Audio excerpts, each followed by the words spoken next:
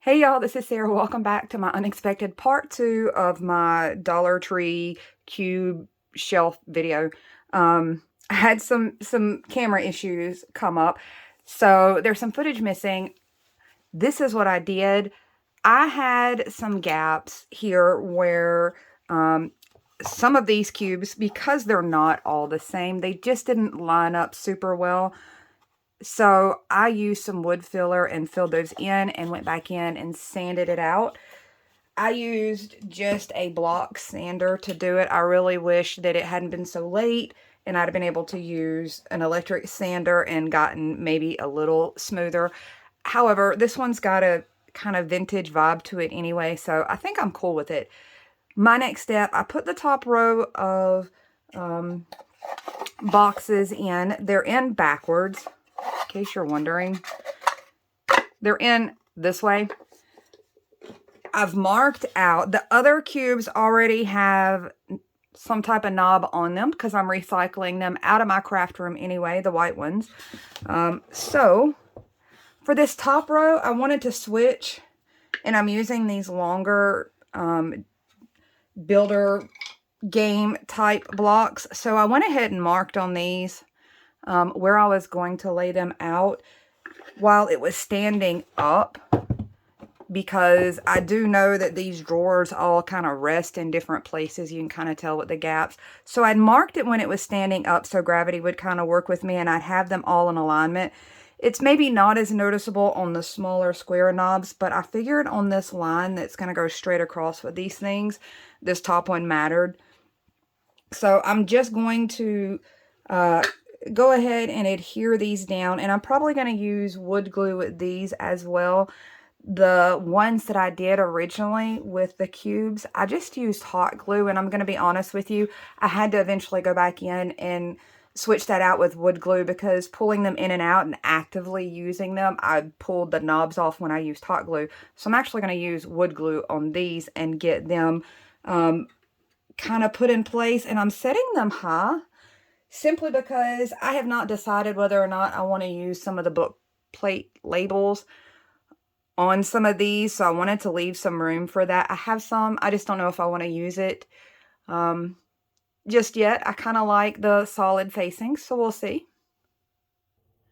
Now that I have the handles in place for the top row, I've got these leftover scraps, just so you can see what the width is on that. These are left over from the actual shelf unit that this is going above, so it worked out really well. I'm going to be placing it as my base and another one as my top. I did realize that there's a pretty decent gap there, even when I do this. I'm hoping that if I clamp it really good, you might be able to hide some of that gap. We're going to find out together. Since this wood is a little bit flexible, I'm hoping that'll end up looking a little more flush. My bottom is pretty even. My top, those ended up running a little less even. If you can see, my blocks didn't end up, my sides and my bottom are super even. That top section is where it ended up showing up kind of some of the gaps. So I'm just kind of moving this all around and spreading my glue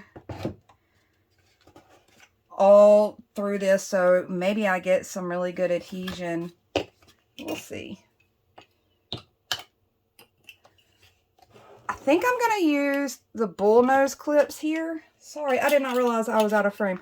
I'm going to use the bullnose clips here. I'm sure vice grips or something would work just as well, but I think I might be able to get a good clamp down on these by using them. I'm getting kind of excited. It looks like a little something. While that's clamped down, I want you to see the space that I did here on the back side of where I added that board.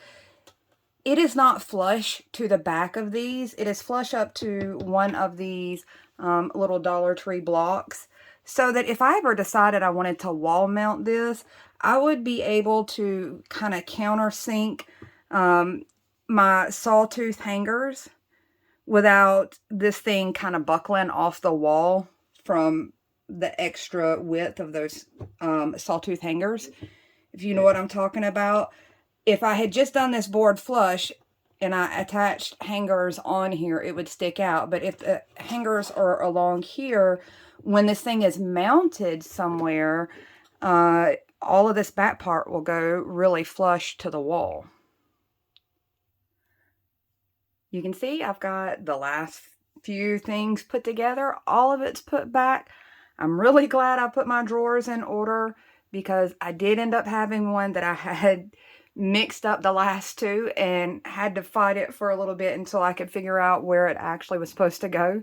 So this is it. This is my finished piece. It's all nice, one solid unit. I'm more excited about it than I expected, and I'm really happy that not only will it work in my craft space, but if I decide to change it, this can always work somewhere else in my household too. So that's all I've got. Hope it gave you an idea of something if you're looking for a little bit of usable storage. This actually is functional storage, and now it's time for me to put all the things that were stored in the white cubes back in them and get it up on my shelf. Bye, y'all.